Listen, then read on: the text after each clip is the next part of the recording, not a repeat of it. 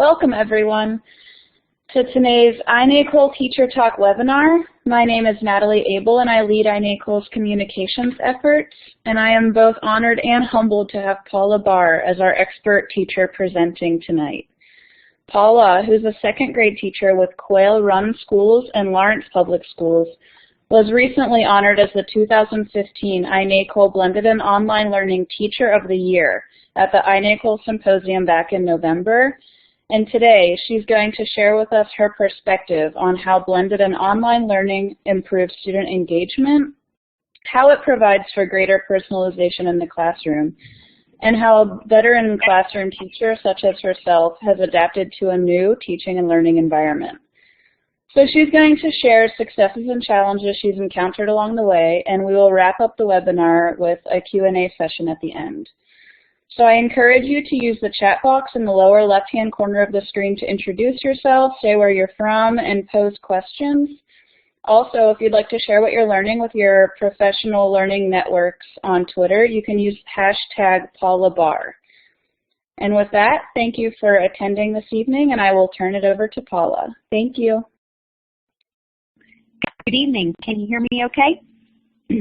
I hope so. Sounds great. Well, okay, good. First of all, I'd like to thank iNACOL for inviting me to speak this evening with all of you, and I'd like to thank you for giving me an hour of your time during this crazy busy time of year. I want to take a minute to introduce myself and let you know with whom you're spending your evening with. My name is Paula Barr. I'm certainly not an expert in blended. I'm just always looking for the most engaging classroom that I can create, and so that led me to blended learning. And I want to talk to you today a little bit about my journey as a blended learning teacher. I've taught for 34 years. This is my third year as a blended learning teacher. About 3 years ago, I was considering retirement. It was I was at a time when I thought maybe it was time for me to move over and make room for some younger, fresher teachers. And it was during that time I walked into Diana Bailey's 5th grade blended classroom and saw students highly engaged, self-reliant, the most amazing classroom environment I'd ever seen. And I walked out thinking, I want that for my classroom. I want my second graders to look just like that. And so the next year, I was selected as one of the 40 teachers to begin to learn through the implementation of blended learning in our classrooms. And it was not all wonderful and roses. There were some tough times. It was a huge learning curve for me. I was in my 50s and technology was not something I was terribly efficient at, and so there was a huge learning curve for me. It was a big paradigm shift also in just thinking about how to set up the classroom so that the students are doing all the learning and the work and the investigation, and I am sort of in the sidelines. So all of that was a huge shift for me. The first year was tough. I like to tell people I did drink a little more wine than usual. There was many times I went home in tears and wanted to give up. But each morning I would get up the next day and I would remember what Diana's classroom looked like, and I thought, you know, I can do this. And I would just pull myself up by my bootstraps and get back to the classroom. And when I started to see more successes than failures, that's when I started to feel like, okay, I'm on the way, I can do this. I watched my students transform into these engaged, self-reliant, terribly enthusiastic, and just a collaborative learning community. So I knew I was ready to go. One of the things that I had to think of at the very beginning was, as I started my work with blended learning, is what are my core values as a classroom teacher and as an educator? What is it that I want my perfect learning environment to look like? In fact, our second grade team recently sat down and made a list that is reflected here on the slide. We want personalized learning and empowered students and a positive learning environment. We want it student-driven.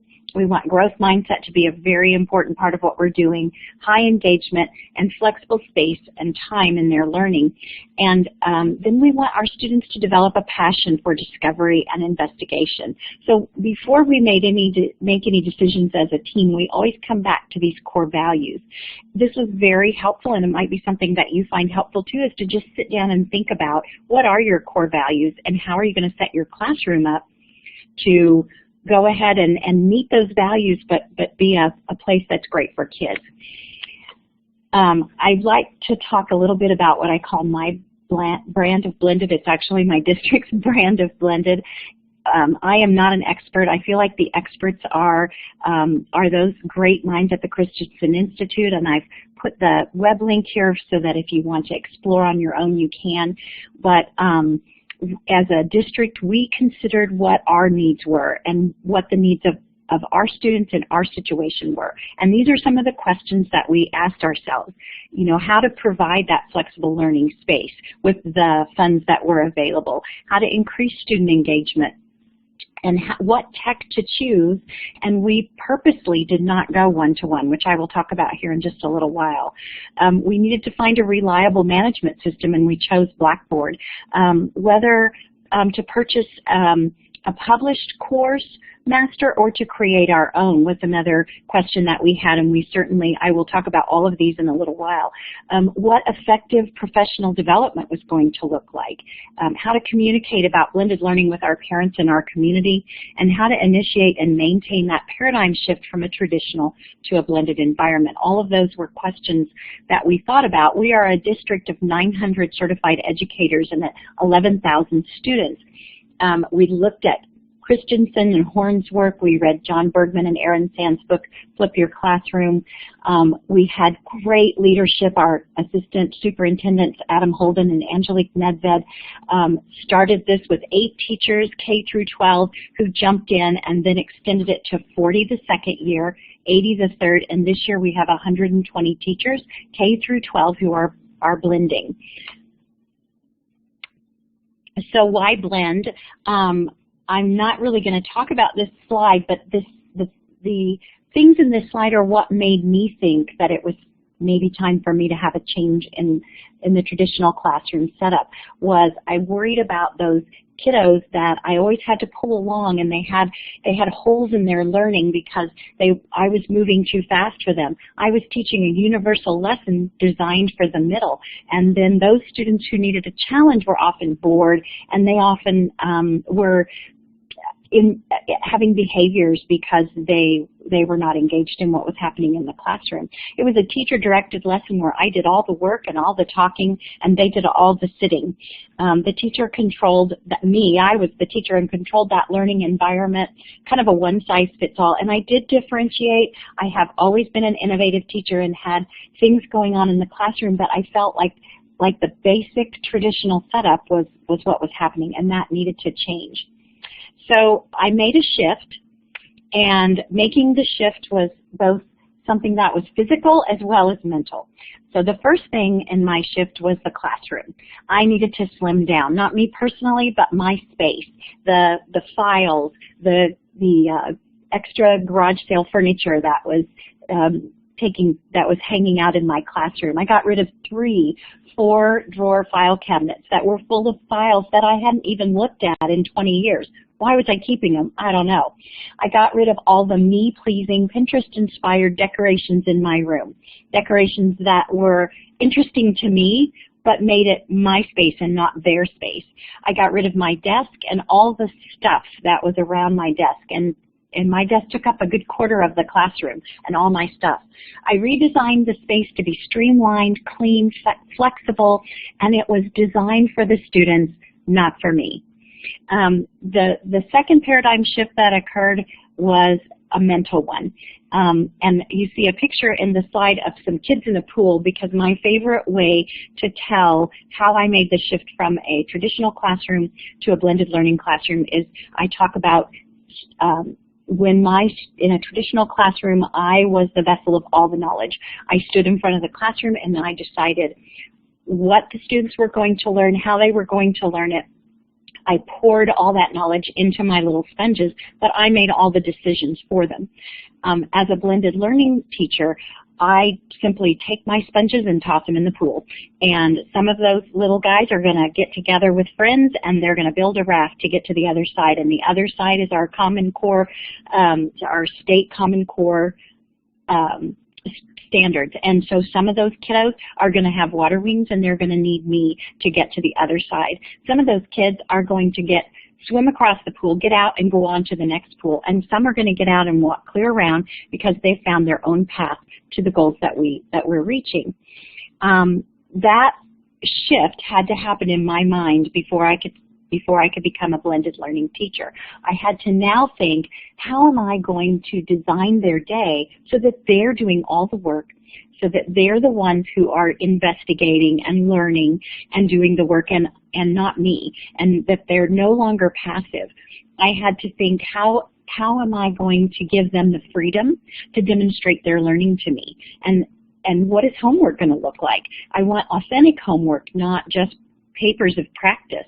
And I had to rethink things like, how many times are they going to be allowed to take a test? And is it okay if they take it 2 or 3 times? Or is it okay if they take a test in a different format than what they've been used to doing? Something online, for example, or orally with me. So I want to give you just a little peek inside my classroom. I teach 2nd grade, and so these are some of my 2nd graders involved in numerous activities. There is no longer a front of the room. In fact, last year, I was asking my students to turn something into me, and I said, okay, well, when you finish it, just put it in the front of the room, just old habits kind of thing. And one of my students raised his hand. He said, where is the front of the room? And I thought, oh, yeah. They don't know. We don't have one anymore. We have round tables the district provided, and we also have whiteboards that go around the room. I actually purchased the whiteboards myself and then turned the funds in to be reimbursed, but I found at Home Depot for $9 already cut and edged whiteboards. They were only 3 pounds each, so I could use command strips to stick them right to the wall. I have brick on one side, and they stuck right to that brick with no problem. And I have now whiteboards all the way around the room. You'll see here in this picture in the middle that there are some students that are collaborating on a whiteboard. I have 2 collaborative stations. The collaborative stations are half-moon tables that house a Mac Mini and wireless keyboard and mouse, and then a 31-inch screen. I also have 10 devices. 5 are Mac Airs, laptops, and 5 are iPads. And so I have 25 students, and that doesn't equal 25. So we are not one-to-one purposely, because we want to really promote that collaborative classroom and the students collaborating together, and also having to problem solve when devices are limited. How are we going to solve that problem? My classroom is streamlined. The only thing on the walls is what students need to continue their learning, and it's their classroom, not mine. Things are set up so that they can quickly move the furniture into the groups that they need throughout the day. At the beginning of the year, I get questions a lot about how I start as a blended learning teacher. In our school, the school that I teach in is K through 5, and almost all of our classrooms are blended. However, at this time in our district, you have to apply to be a blended teacher, and you have to fill out an application and be accepted because they're bringing in thousands of dollars worth of technology into your classroom, and it's a huge investment in not only you, but also in the paradigm shift and the change in the students and in the teaching. And so you have to really want to do this. And so you apply and you're accepted, and not every teacher is ready to make that jump, understandably. And so the students that come to me have never been in a blended classroom before. Our kindergarten and first grades here are not blended.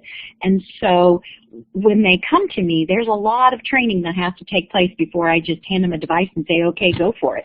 The first thing that I have to do is build a community of trust. Trust among them, each other, and also trust with me.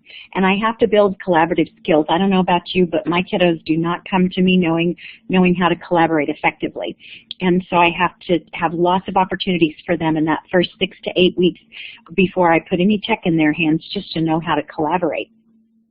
I introduced devices in non-challenging academic tasks. So the first time that we navigated Blackboard, my students went ahead and logged in, practiced logging in and logging off several times, and then they practiced logging in, and I had a page set up with web links to how to draw lessons, like how to draw SpongeBob.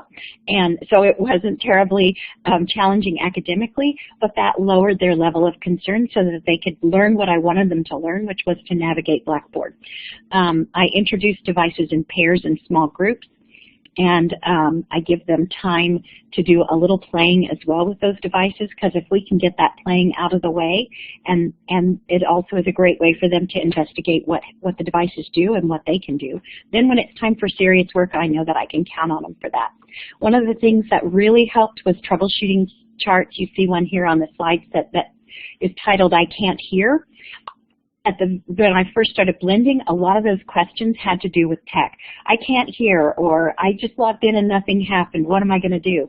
And rather than answer all of those questions, together we created a chart of all the ideas that you can do.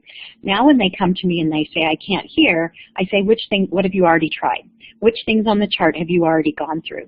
And I should be the last person that you come to on that chart. I'm trying to build self-reliant students who trust themselves and have the mindset that I can do this.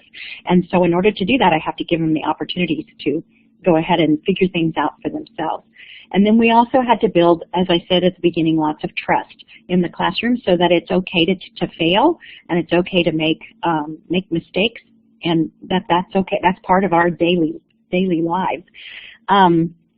Blackboard is our learning management system. Even if you don't go with a management system that is one like Blackboard where your district pays for it for the entire district, even if you're on your own, I would look into some kind of a learning management system. There's plenty of free management systems out there, because you need a place that you're going to house all your information, your video clips, your links. Everything I want my students to access is right here on Blackboard. So you see that these are just some screenshots of some of what my students see when they go into Blackboard. It helps to organize and explain everything that I need for them. It also allows me to differentiate. So when my students are on Blackboard, I can set up things that I want students who are struggling to do, more challenging things that I want my students who need that challenge. I can set all of that up from one place. It also allows me to help personalize my students' learning. So if, for example, I have some kiddos that definitely need a challenge in math. All of their assessments and math scores and Ames Web and all the assessments we used showed that they were quite past the grade level, and so that's where they currently are, and so they needed a challenge. This allows me to design their curricular path so that they are receiving that challenge and moving the way that they need to be moving. So one of the myths, I guess, that I like to talk about is that a blended learning classroom is not just kids sitting at a computer all day long with headphones on, that it's, in fact, it's far from that. As I said earlier, we only have 12 devices in the classroom for 25 students. And so my students, probably the number one most important part of our blended learning classroom is the collaboration.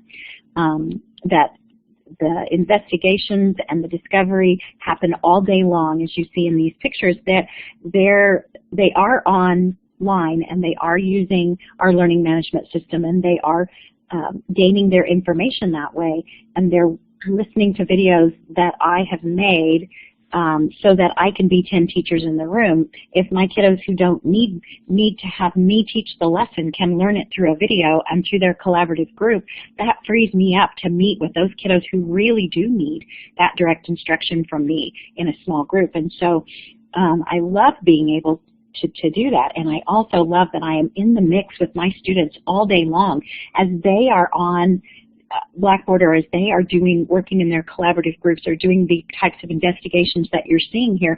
I am in the mix. I am head to head with them.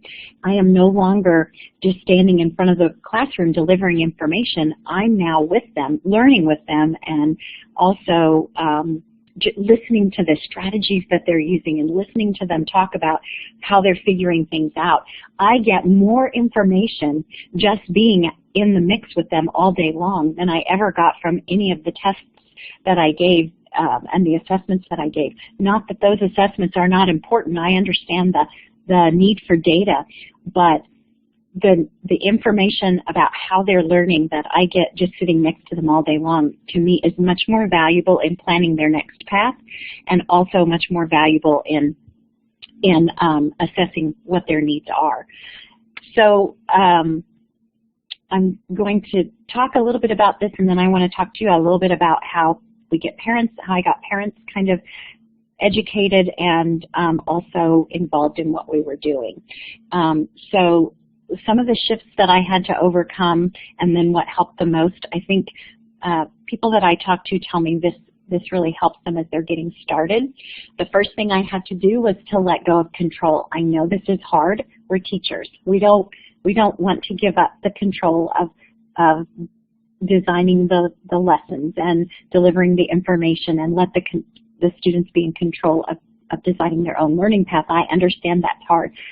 But in order to be successful, one of the first things you have to do is let go and trust them that they're going to make good choices and that they're going to be in control of their learning and move forward.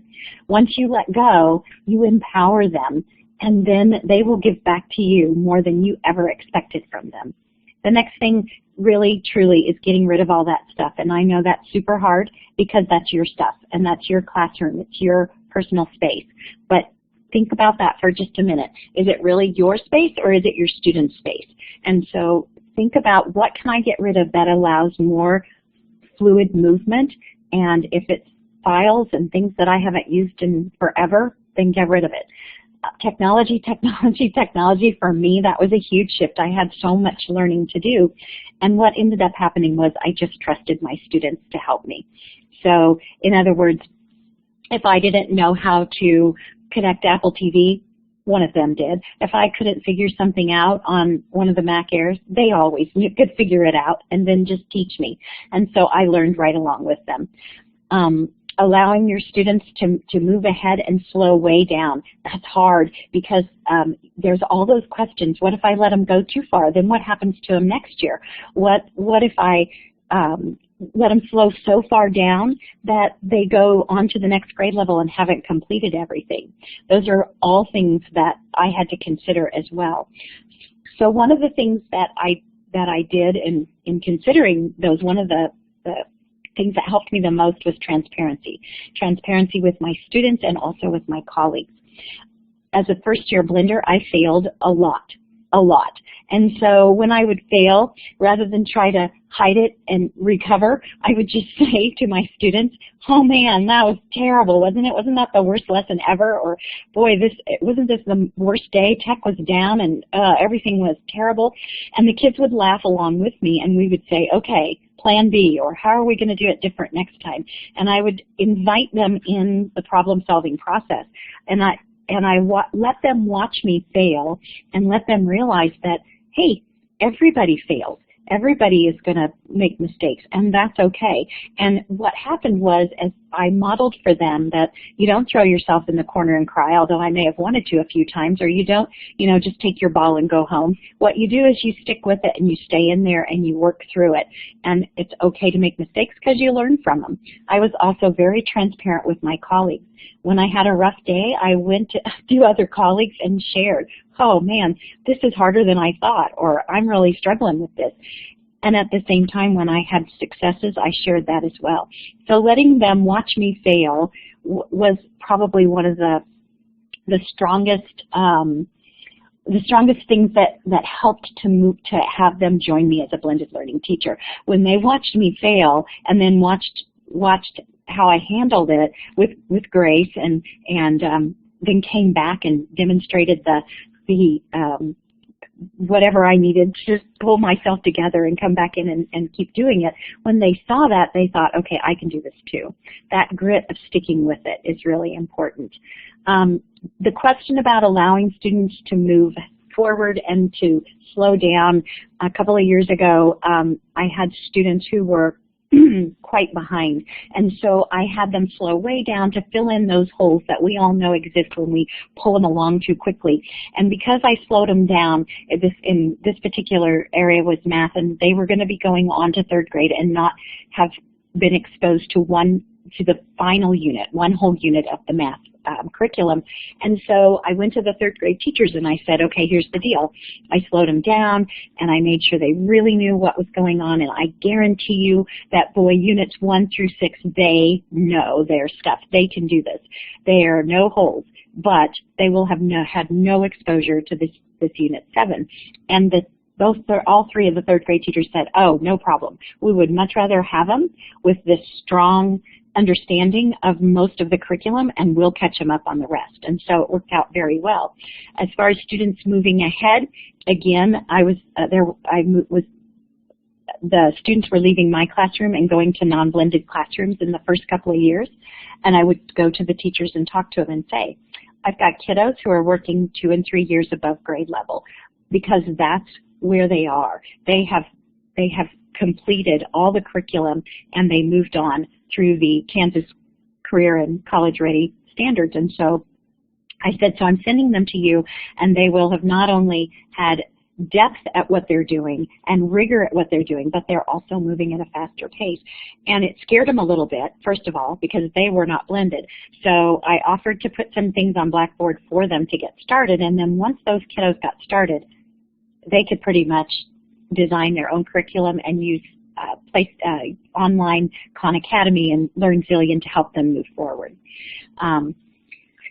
So I'm getting a couple of questions. I don't want to ignore your questions. So one of the things I'm going to talk to you about is parents in the classroom and how I brought parents along, because I've got that question a couple of times I see.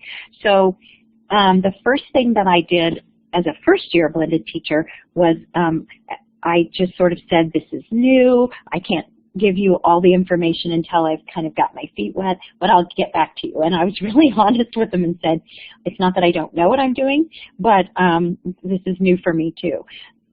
After that first year, now I tell parents at the beginning of the year, first of all, I blend my, I flip my back to school night. So before they come in for the parent education night, I send home videos about what blended learning is that I've made and also that our district has made.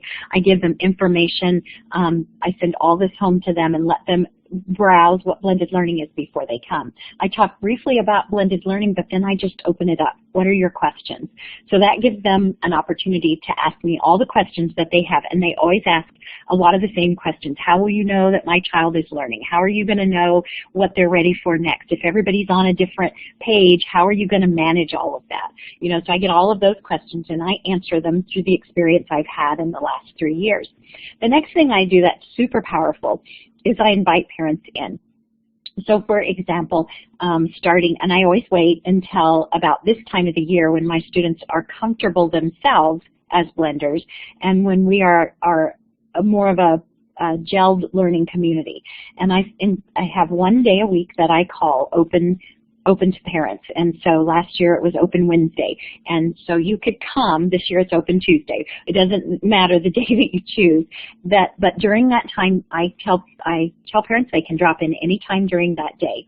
If that is too unstructured for you, you could give them a couple of hours. You can drop in any time between these 2 hours. And then they don't have to make an appointment.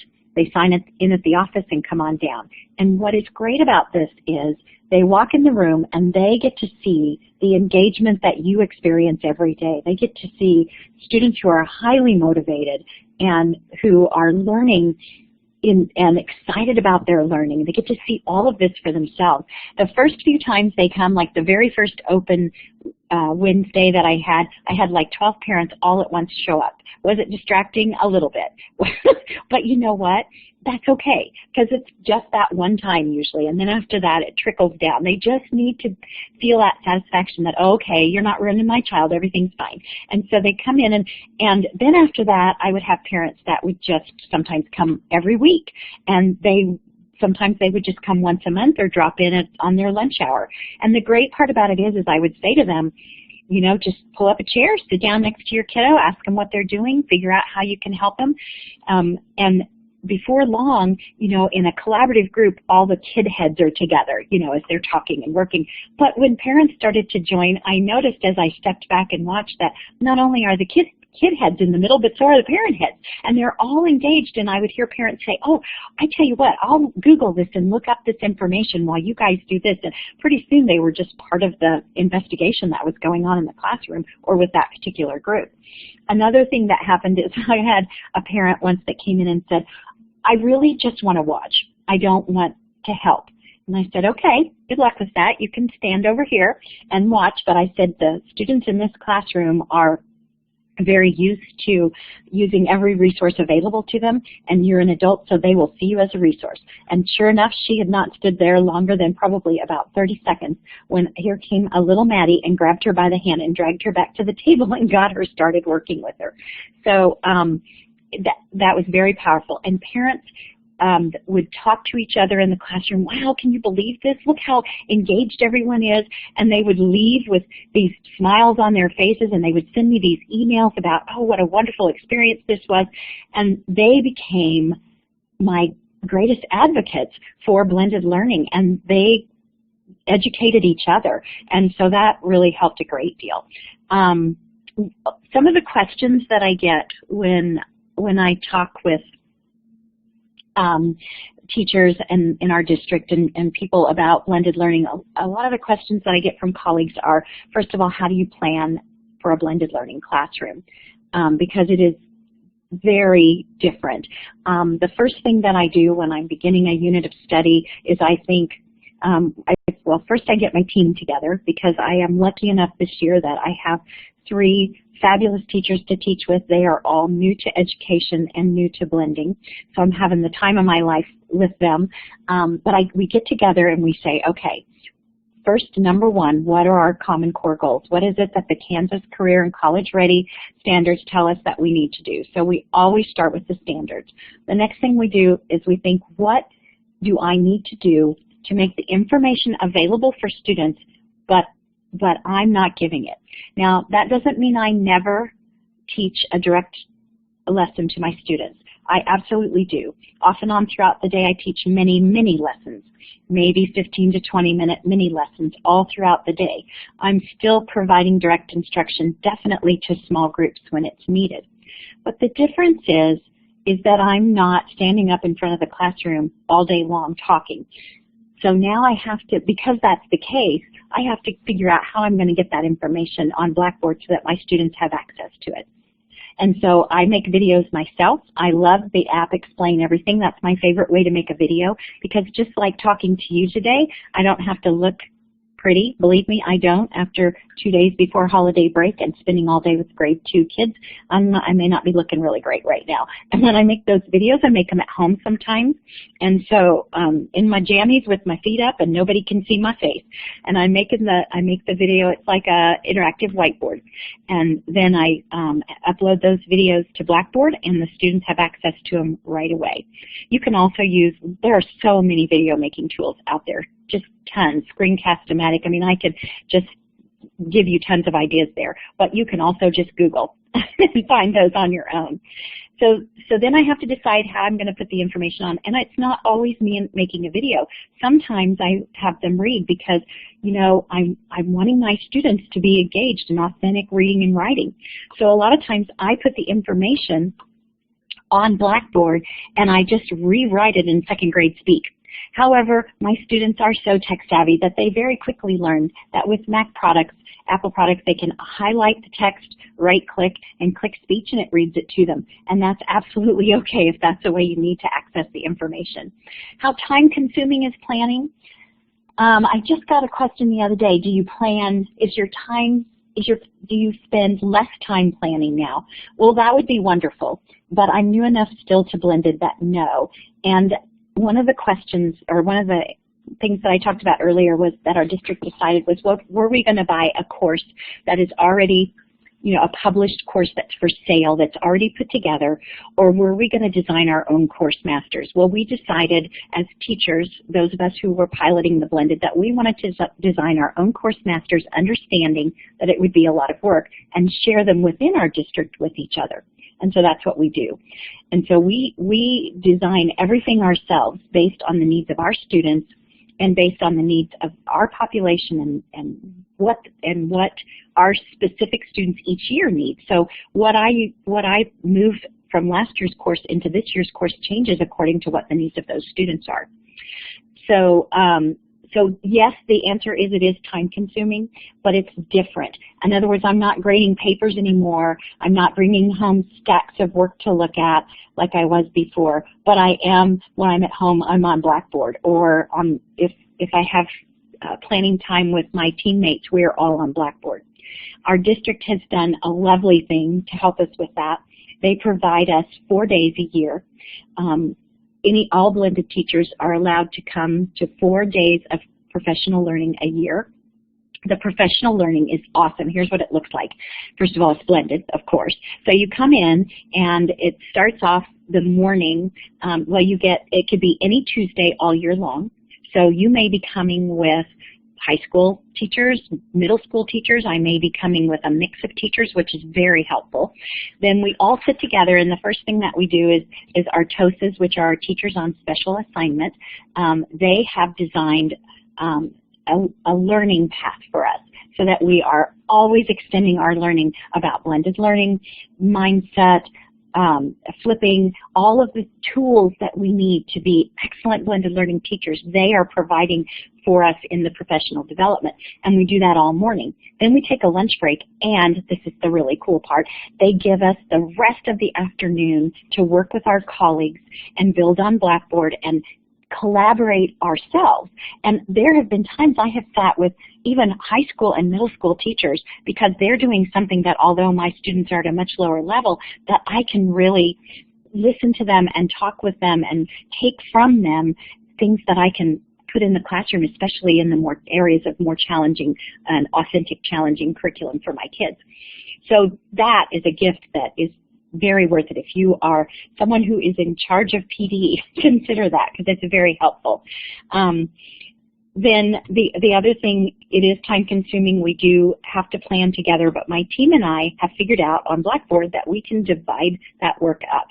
So as we're building, and as we've sat and talked about, okay, here's all the experiences we would love to have our students have. Here's all the different paths that we would love to provide for them so that they can be in charge of their own investigation and own demonstration of learning. Now, how are we going to organize this on Blackboard? And we divide it up, and away we go. We put it on together. Then what's really great is there's teachers across town that I never see physically who are on Blackboard with me, and they build and share with me, and it's just great because we are like a community of teachers now that are connected so easily. I would love to give you an opportunity. I know I've done nothing but talk, and this is certainly not how I am in a blended classroom. I'd love to give you the opportunity to ask some questions, to find out what it is that you want to know that maybe I haven't touched on yet.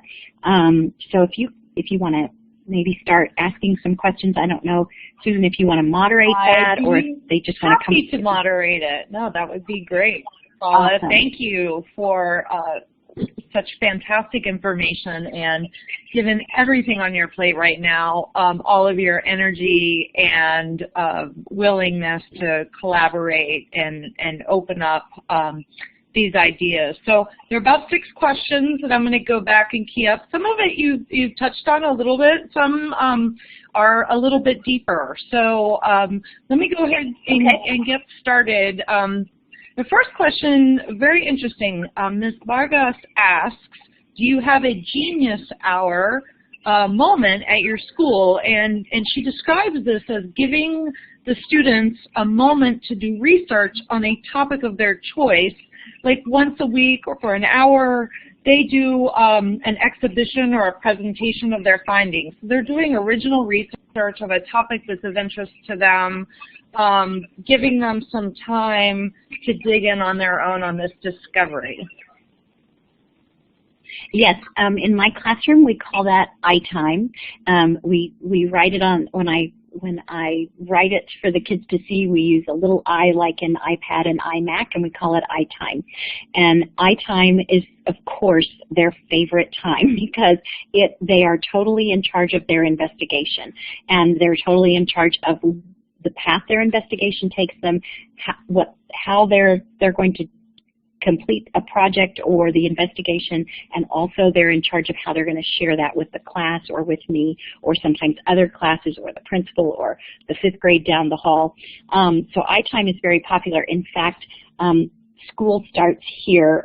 We are a late school because we share buses. Some are early schools and some are late. We're a late school. We start at 8:45.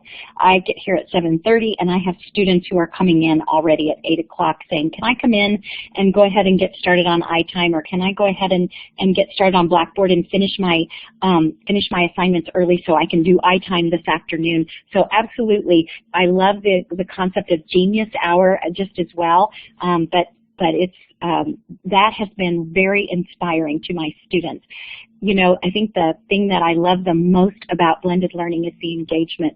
When I have students who come to school 45 minutes early because they want to work, and when I have students who, when it's time to go home at the end of the day, grown, and they're walking out the door talking about, okay, when I get home I'm going to call you, and then we'll get on Blackboard together, or how about we get on Google Classroom and I'll go ahead and start the project, and they're talking all the way down the hall about how they're going to take their learning home. And I have students that when it's time for recess are saying, wait, stop, not yet. And it's not that they don't want recess, but they want it on their time when they're ready. And at that particular scheduled time, they're not ready. So it's been very exciting to watch the engagement that my students have. It's fantastic, and I love the examples too. We have several questions from Andy. I hope I'm pronouncing your name right, Policia. How do you explain other parents in school that their students are not doing blended learning? So I'm not sure if every classroom in your school is doing blended learning, and you did talk quite extensively about communicating with parents, but this is a slightly different question. Do you have classrooms that aren't doing blended learning, and do you ever communicate with those parents of those students? Yes, we do. We as I said, you had to apply to be a blended learning teacher. So my first year, I was one of 80, and I was the only blender in my school. The second year, well, I was the only classroom blender. Our media specialist was also blending. The second year, there were only 3 other classroom teachers besides me blending. Last year, we have more, and this year we have all but first and kindergarten, and 1 4th grade, and everyone else is blending or using a blended classroom model. And so, yes, there are, in the last couple of years, I have had conversations with parents who were not in my classroom.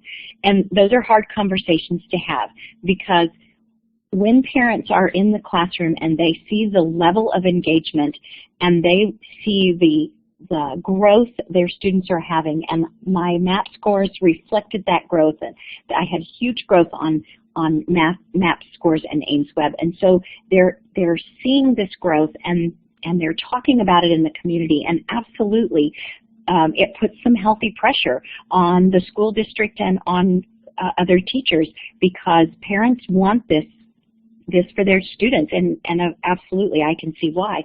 So I would just educate them if they came and asked questions, and of course our principal had to field a lot of that, but that was one of the reasons why our principal also has definitely pushed our school to look at becoming a fully blended school. And our district, our superintendent, Dr. Rick Dole, has definitely let us know that his goal for us is within the next 5 years to be a fully blended district. So I think that a lot of this comes from that healthy pressure of parents who are saying, hey, I want my kid in that environment. That's great, and it's great to hear that it's opening the door for what we call the coalition of the willing, for educators that are ready to move. It's a complex shift in the instructional model that's really designed around students, and an important one, and it's amazing to have that readiness and growth mindset, being willing to go into that new model. There's a follow-up question on how do you cope with assessment, and I think when I was listening to you, I heard many different models of assessment, from performance assessments to formative assessments and embedded assessments. Obviously, our states in the U.S. have summative assessments too. How do you think about assessment, and how do you cope with assessment in your classes? Well, that's a really good question, because assessment is a part of our lives as educators and part of the lives of students, and we're not going to be getting away from that anytime soon. So first of all, there are required assessments that I give 3 times a year. We use measures of academic progress, the MAP test. We also use Ames Web. We use those 3 times a year, and we look at students' growth and performance there. Initially, that had a lot to do that, and of course I give tons of quizzes and unit tests within the classroom.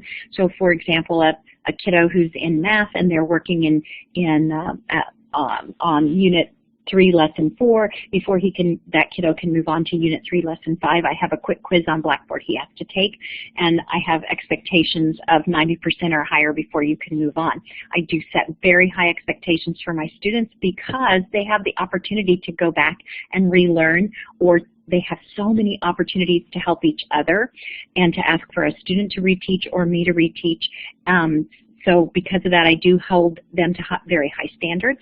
The other part of that is that they have unit tests at the end of the unit, and then also throughout the day, I'm of course collecting tons of data. But all of that would be very important before in driving the decisions that I made for my students. You know, I used the model of you assess, and then you look at how their performance was on the assessment, and that informs your instruction and helps you make your decisions for your next teaching point, and etc. But now, even though that sort of still happens, it happens differently in that I'm next to them and I'm saying, hey, when I pull up next to a kiddo, for example, during math time, and I'm looking at their work, and I say, hey, can you show me how you got this answer? Or I give them a similar problem and say, could you work this out for me, and let me hear what you're thinking here.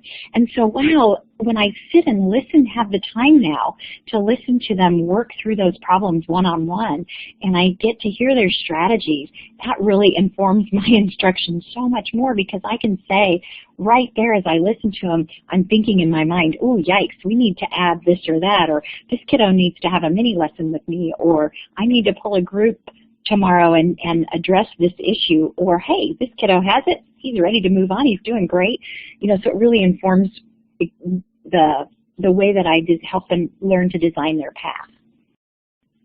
And it sounds like what I'm hearing from you too, that this is around assessments for learning, not just of learning, but for learning, that's empowering students in that growth mindset too. You're empowering students with information to help them be able to push and grow. There's a really interesting question here from Tamara. When your classroom includes this much differentiation and personalization, what do your lesson plans look like? Are lesson plans required by your administrator? That's a good question. My lesson plans are definitely different. I still try to write down in a lesson plan book some basics, so that if I can't come in for the day, or if a substitute has to be called for an emergency reason, that poor teacher doesn't come in and just flounder. But to be honest, my lesson plans are probably a lot more sketchy than they used to be, because everything that I'm asking my students to learn is on Blackboard. So Blackboard has become sort of my plan book. It has everything on it that my students are learning. So my lesson plans may say something like, and don't laugh, but truly this is what it says. In math it says, my students work at their own pace and they work collaboratively. So they know what lesson they're on and they know where to find all the information for that lesson. And so they're fine. You don't have to worry about them and just let them go. For me, though, I keep track on, I have a online format that I use, and I keep track of my small groups. That's what I really need now. Because Blackboard is like my big long-term lesson plans, or what we're doing for the next week or two, I need to have a list of which kids I'm pulling for which skills, and when throughout the day I'm going to make time to see this group or that group or confer with this child or whatever. So that's more what my lesson plans look like. And we are required to provide lesson plans, but because our district is truly going towards this paradigm shift, the principals and the administrators understand that absolutely your lesson plans are going to look a little bit different. And you have to, when you have a substitute in, you have to leave a note that says, please trust that the kids know what they're doing. One day I came back from being gone to a blended learning training, and I had this horrible note from a substitute. Oh my gosh, it was, I've never had a horrible note about my class. They're always so amazing. And so I sat down with a group of boys and said, hey guys, can you help me understand something? The substitute left really a less than complimentary note about our class. Did we just have a really hard time yesterday? And Cooper looked up at me and he said, I just don't think she understood collaborative learning. And I went, oh, okay, got it. Threw the note away and never gave it a second thought. Well, it's interesting, Paula, because when I've been in highly personalized blended environments, some of what the teachers are describing is lots of work on the front end, or even on the summer planning time, on breaking apart and designing those lesson plans as the units, right, with clear learning objectives, with a variety of activities to help students pick which content they want to use and how they're going to achieve that goal. But we don't even have good language to talk about this in our world of K through 12 education because of the constructs of traditional models, that really a lot of that lesson planning or unit planning happens on the back end. And when you have learning management systems that hold that, there's a difference almost between the activity being broken apart by the learning goal in the learning unit. So it's more of a fluid learning process. I don't know, I'll have to unpack that a little bit. One of the other ideas that came up that we don't have good language to talk about is teacher to student ratios, that some of the evaluators that have gone into next-gen highly personalized classrooms, they may have 25 students and one teacher. The students report that their student-to-teacher ratios were 1-to-1 and 1-to-8 because they were constantly in small groups collaborating or getting one-on-one help from their teacher. And so some of this is around trying to figure out the language to describe these instructional shifts that are taking place. Travis had another great question here. You mentioned that one of your core values was a passion for discovery, investigation, and learning. You also mentioned that you want students to have purposeful, meaningful homework. I'm curious if you use project-based learning with your students. Yes, I do. I don't know that I'm an expert in project-based learning, but I certainly have done some exploring and some reading, and then also the projects or the learning that occurs in my classroom, I think, is based on that. The piece that I don't always do a good job of including in my project-based learning is that whole end product where they go out into the community and visit a bank and have a savings account and then go out and raise money for the Humane Society. I mean, I don't always have that nice end product that I should, and it's just because I don't feel that I'm done exploring there. But yes, that is kind of the setup of my classroom. So for example, for example, the next couple of weeks when we come back from our winter break, our learning unit will be on weathering and erosion and the kind of the forces that change the earth in a fast and a slow way. And so for 2 weeks, our learning will all be designed around that, with multiple avenues the students can investigate and multiple projects they can be involved in, and multiple experiments that they can do, and they'll be videotaping and what they're doing. I mean, all of this will be happening. And so in that way it is set up like, you know, like I think in that way it's set up that way, but I just don't always culminate it with a huge group project. Does that make sense? Sure. No, thank you. That's very helpful. And we had a couple of follow-up questions too. Do you have a sample of a lesson plan we could look at? Do you tie your current unit of study / curriculum into your lesson plans, or do you merely look at the standards and final assessment task? The substitute teacher example you used happened to Sonia also last year. Yeah, and it is, yeah, like that's a lot. Sorry, it's been a long day. That's a big question. I can back up a little bit here in my slides. This is what some of the information on Blackboard might look like, and again, that is a lot of what my lesson planning looks like, is because it's all on here. But then you also asked, you know, with planning for a substitute and how you plan it so that it makes sense. You know, I don't think I have any slides of like my actual plan of small groups in here. I'm pretty sure I didn't include those, but I can put something on my blog. I started a blog the first year just to help me keep track of how I was growing as a blended learning teacher, and I'm not very good anymore at putting things new on all the time, but maybe that's something I can add as a lesson planning page and see if I can find some time over break to put that on and to provide some examples of what the small group planning looks like, and also what a unit planning would look like. But hopefully to answer your question, I do start with the Kansas Career and College Ready Standards, because that is my curriculum. That's what I'm expected to teach. That's what they hired me for. And so, well, one of the things they hired me for. And so I start there. And then that's our big question. And then from there, we break that down into areas of investigation with smaller questions. And then we also allow the kids to help guide us with their questions as well, and the investigations that they have. So it's inquiry-based, but it's also with my guidance. I'm still the teacher. I still have expectations that I want them to meet.